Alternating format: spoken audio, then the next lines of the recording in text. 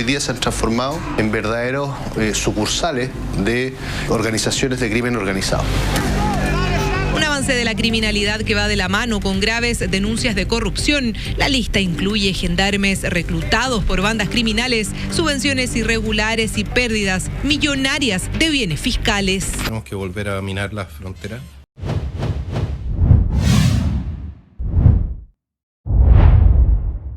Una masiva red de corrupción. Eso es lo que se logró revelar por parte del canal de televisión Mega en medio de una investigación al interior de las cárceles chilenas y que vincula no solo a bandas de narcotraficantes que han tomado control de las cárceles por dentro y las han vuelto prácticamente su feudo ante el nulo control interno, también la falta muchas veces de sanciones duras y el hecho de que saben que al llegar a las cárceles más que un castigo es simplemente otra base de operaciones. No solamente eso, sino que va de la mano además de una masiva red de corrupción que vincula a Gendarmería, donde ya hace varios meses se había denunciado algo similar, pero ahora se ve que esto va mucho más profundo de lo que uno sospechaba y muestra cómo se están enriqueciendo varios funcionarios de Gendarmería con dinero asociado a las drogas y de narcos, y que simultáneamente por eso las cárceles ahora ya no funcionan como un lugar que pueda parar a criminales, sino como otra base ya que tienen comprados a gran parte de los gendarmes. Grave problemática que hoy se vive al interior de varios centros penitenciarios del país.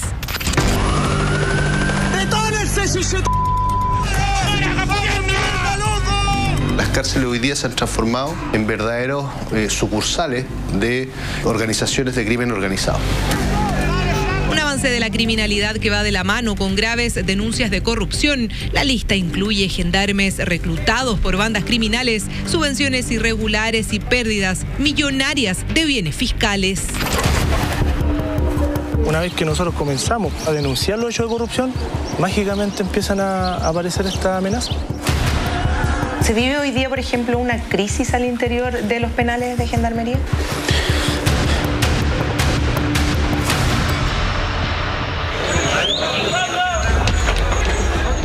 Todo transcurre en aparente calma en el módulo C de la ex penitenciaría. Son cerca de las 11 de la mañana del pasado 22 de septiembre. De pronto, un altercado se produce con un interno.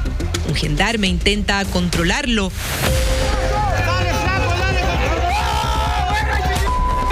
En segundos, otro reo aparece para atacar al funcionario. El tipo le tiró las puñaladas por detrás. Gracias a Dios tenía el chaleco, pero sí hay otro funcionario que fue herido con una cuchilla en la cabeza. Pero fue el mismo día que agredieron a ellos, fueron 2 agresiones. Esto es una bomba de tiempo que no ha estallado porque nosotros, como funcionarios de la PENI, lo hemos mantenido en silencio. Quien habla es un gendarme activo de la institución. Por seguridad, nos pide resguardar su identidad. El siguiente es un crudo relato de los riesgos que enfrentan a diario tras el aumento de la población penal y el avance del crimen organizado al interior de las cárceles. Que me maten, que salen por un cajón de la calle, mala misma guay, yo no tengo piedad por nadie. El poder adquisitivo que tienen las bandas criminales ahora es muy grande. Pueden amenazar que te pueden pegar afuera, que te pueden matar a la familia. Una galería, no sé, la calle 6, por ejemplo, la calle 6 tiene 400 y tanto y tenés que estar solo. No tenemos funcionarios, esto va a aumentar. Y cuando aumente, ojalá Dios quiera que no sea ya con muerte. Mi cargo era el del subdirector operativo de la institución, la segunda autoridad de la institución en Gendarmería de Chile. Así en la cana, la cárcel. El fenómeno lo confirma el propio Víctor Proboste, ex autoridad de Gendarmería. El segundo al mando renunció al cargo de subdirector operativo a principios de septiembre. Hoy habla de forma exclusiva con Mega Investiga. Antes de la pandemia, Gendarmería tenía una población penal alrededor de los 40.000, 42.000 internos. Post pandemia, esa población penal aumenta considerablemente y sobre todo con un porcentaje muy importante de internos extranjeros, principalmente colombianos y venezolanos. Es una población mucho más joven, más refractaria, con un nulo respeto a la vida humana. Su renuncia fue formalizada a través de esta carta a la máxima autoridad de Gendarmería. Critica el manejo en torno al crimen organizado y sus consecuencias. Habla de crecientes hechos de corrupción. Ocurre, tampoco se puede negar. Hay investigaciones, hay denuncias al Ministerio Público, pero lo que no puede puede permitirse es que efectivamente la población penal logre dominar las acciones carcelarias a través de estos malos elementos. Hay funcionarios que ganan diariamente 300.000 pesos por entrar droga, por entrar teléfonos celulares. Y realmente no hay un cuidado de la institución a veces de esos mismos temas. Mega Investiga alertó sobre este reclutamiento de gendarmes por bandas criminales hace poco más de 3 meses. Tras la emisión del reportaje, hemos seguido recibiendo denuncias de parte de funcionarios que hoy temen por sus vidas. Nosotros somos muy pocos los que trabajamos hoy en día. Para la cantidad de robos que hay, muchas veces los funcionarios terminan cediendo. Y es lo que sucede en Santiago. Si tú no trabajas o no te sumas a la forma de trabajo corrupta que hay, los días los tenés contados. Las cárceles hoy día se han transformado en verdaderos sucursales de organizaciones de crimen organizado. Principalmente en Aragua, estos líderes siguen mandando desde la cárcel, siguen operando, siguen reclutando, siguen amenazando. Un clima de violencia al interior de diversos penales que se da incluso entre los propios funcionarios. Una situación gravísima y que esto es consecuencia por un lado de la falta de transparencia, falta de normas aún más duras por supuesto para los criminales, ya no les da miedo entrar a la cárcel, no estaría más por considerar la pena de muerte como en este canal llevamos diciendo hace años para numerosos de estos delitos porque eso sí tendría consecuencias reales para estas figuras delictuales que han tomado control de las cárceles y también tienen que haber sanciones durísimas contra la corrupción. Y miren la coincidencia que justo en medio de todo esto se ha visto que en medio de estas denuncias de corrupción y donde Colina 1, como se escuchó ahí, es uno de los lugares que tiene gran parte de corrupción de gendarmes, coincidentemente 2 criminales se escaparon de Colina 1, supuestamente porque no estaban vigilando una parte de la cárcel y justo tenían los medios para escapar. Pero uno llega a sospechar si realmente no hay complicidad, porque supone que todos estos recintos penitenciarios tienen harta seguridad, una seguridad altísima, y simultáneamente están bajo vigilación, con una vigilia constante. Entonces, probablemente no me sorprendería, y con estas denuncias de corrupción, que haya vínculos que hayan facilitado justamente el escape. Y como también hemos visto, uno de los elementos principales asociados a todo esto es el elemento migratorio. Gran parte de los criminales que están haciendo esto también son locales, chilenos, se escucha incluso ahí mismo. Pero de todas maneras, como mencionaron incluso los que trabajaban en gendarmería, el elemento principal es también a nivel violento de bandas criminales asociadas a de origen colombiano, como también venezolano. Y ante eso, nuevamente entra el tema del control migratorio, que por más que muchos lo hablen, hay pocas soluciones. Y ante eso, ha empezado a surgir nuevamente los discursos de minar la frontera, que es algo que dijo de manera pública Pablo Herrera, el artista que hace no mucho sufrió cancelaciones bastante generales a nivel político por su opinión, que son en realidad diría lo de la mayoría de la población chilena, y nadie está tomando realmente posiciones muy duras, todos como que dicen que terrible, que más la situación migratoria, que tiene una vinculación directa con estos crímenes y alzas de corrupción, pero no proponen nada muy duro, excepto el candidato presidencial Johannes Kaiser, que también en las últimas horas anunció que si es electo presidente va a minar toda la frontera con Perú y Bolivia. Oiga, Johannes, también es muy importante reconocer que como ciudad limítrofe, nosotros tenemos frontera con Perú y con Bolivia. En caso de ser electo, ¿qué pasa con esas fronteras? ¿Qué pasa con Bolivia? ¿Qué pasa con Perú? Yo creo que para el tema del contrabando tenemos que volver a minar las fronteras.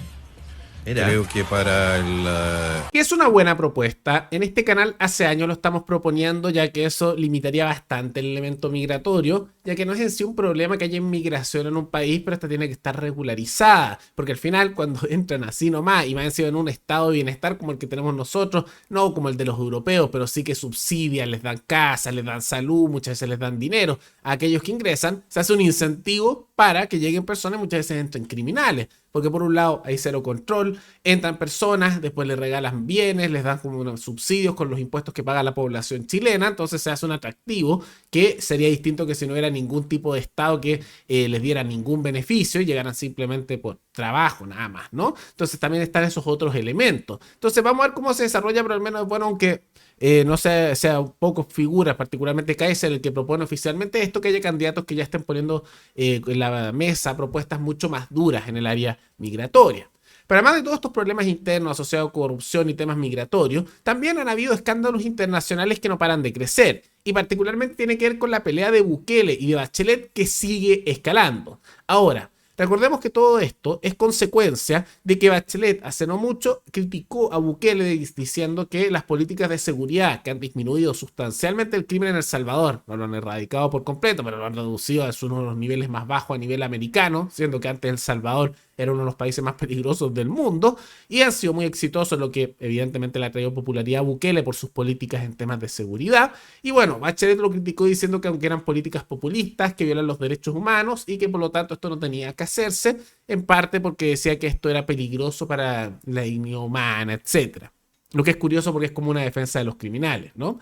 Y ante eso, Bukele se molestó y respondió. Pensaron algunos tal vez que Bukele no iba a decir nada, pero no, respondió. Y a través de la red social X, antes conocida como Twitter, dijo lo siguiente.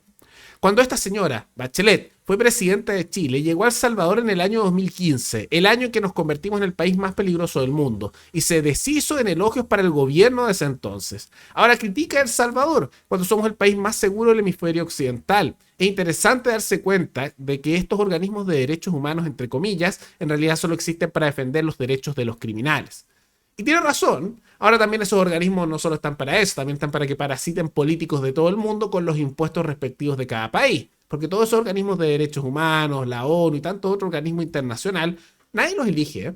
Son designados a dedo por miembros que son parte de él. Y curiosamente siempre son políticos de todos los países del mundo, que entre ellos se eligen en los cargos y se nombran alto comisionado de esto, director de esto otro. ¿Y cómo se financian? No con su plata, no.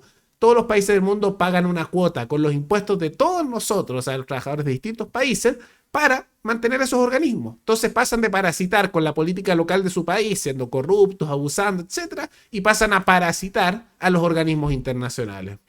Ahí está como su vínculo de carrera, ¿no? Ya sea a la OMS, ya sea justamente a la ONU, o justamente a todos estos organismos internacional de derechos humanos, y la misma Bachelet ha seguido ese camino, ¿no? Ahora es una respuesta contundente de Bukele, que tiene toda la razón. Además, Bachelet no tiene por qué meterse en la política local de El Salvador, no porque no se pueda opinar de otros países, sino porque sus políticas a nivel interno en Chile, cuando ella gobernaba, fueron un fracaso. También es muy hipócrita andar criticando justo en un país que era un desastre, que hay que decirlo a nivel de seguridad, cuando ya está mejor. Ahora, ¿es perfecto Bukele? Para nada. Uno puede cuestionar también parte de sus políticas de seguridad porque a veces han encarcelado a numerosos inocentes, o también sus políticas económicas que tienen un tinte más entre socialdemócrata con tintes de mercado, con elementos estatistas. No es muy positivo en eso, incluso tiene ciertos elementos de fijación de precios dentro de su política, pero es innegable que en seguridad ha mostrado resultados, y por eso es tan popular, no solo en El Salvador, sino también en numerosos países latinoamericanos. Entonces, ahí se va metiendo Bachelet cuando ella no tiene ninguna cara para poder meterse en esto, cuando ella ha dejado desastres tanto en temas migratorios, de seguridad y a nivel económico cuando fue presidente, y simultáneamente a nivel de organismos internacionales no hizo muy buena gestión y se ha dedicado a criticar más a figuras como Bukele, y ha estado media callada hasta el último minuto cuando puede con países como China, que hacen incluso políticas genocidas al interior de su país, y ella tratando de no ser muy crítica con eso porque tiene simpatías ideológicas, ¿no? Pero más allá de todo eso, ¿qué les parece esta revelación bastante preocupante que da Mega con respecto a la corrupción sistemática en Gendarmería? También, ¿qué les parece la propuesta de Kaiser de minar la frontera? Y al mismo tiempo, cómo Bukele se lanzó en contra de Bachelet. Todo eso coméntenlo abajo. Y antes de terminar, quisiera agradecerle a la suscriptora Miren Olaeta, que se volvió la suscriptora más reciente en decir hacer un aporte mensual al canal a través de la comunidad de YouTube. Así que muchas gracias, te lo agradezco mucho. Gracias a aportes como el tuyo y el de otros suscriptores, que este proyecto sigue adelante y se mantiene independiente. Así que si alguno de ustedes quiere hacer un aporte voluntario único por Flow, o por criptomonedas, un aporte mensual por Patreon, o por la comunidad de YouTube, pueden decidir hacerlo mirando comentario que se encuentra fijado abajo, y también pueden apoyar este programa comentando, dando like y compartiendo este video en sus redes sociales. Nos veremos en el siguiente programa. Hasta luego.